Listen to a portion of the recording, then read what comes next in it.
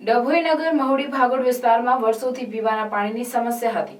જે સમસ્યાના ઉકેલ માટે અંદાજે 2.5 કરોડના ખર્ચે ટાંકી, સંપ, પાઇપલાઇન જેવા કામો માટે ધારાસભ્ય શૈલેષભાઈ મહેતાએ ભૂમિપૂજન કરી વિકાસ ગાથાને આગળ વધારી છે।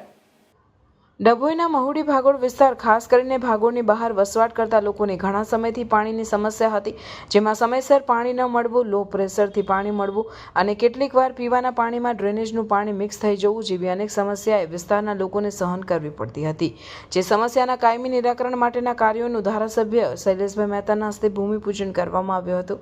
ગુજરાત સરકાર દ્વારા ડભોઈ શહેરની પાણીની સમસ્યા હલ કરવા અમૃત 2 યોજના હેઠળ 16 કરોડ 25 લાખ રૂપિયાની ગ્રાન્ટ આપી છે, જે અંતર્ગત ડભોઈ નગરના તમામ વિસ્તારોમાં પાણીની સમસ્યાઓનું કાયમી નિરાકરણ આવશે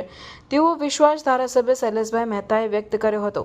આજરોજ મહુડી ભાગોળ વિસ્તારના લોકોની સમસ્યા નિરાકરણ લાવવા ભૂમિપૂજન કરવામાં આવ્યું હતું, જે પ્રસંગે ડભોઈના ધારાસભ્ય શૈલેષભાઈ મહેતા સહિત પાલિકા પ્રમુખ બિરેન શાહ, ચીફ ઓફિસર જય કિશન તડવી, વારી ગૃહના ચેરમેન દક્ષાબેન પરેશભાઈ રબારી, મહાજુ શહેર પ્રમુખ ડોક્ટર સંદીપ શાહ, વિશાલ શાહ, વૈભવ આચાર્ય સહિત કોર્પોરેટર તેમજ નગરપાલિકાના કર્મચારીઓ ઉપસ્થિત રહ્યા હતા।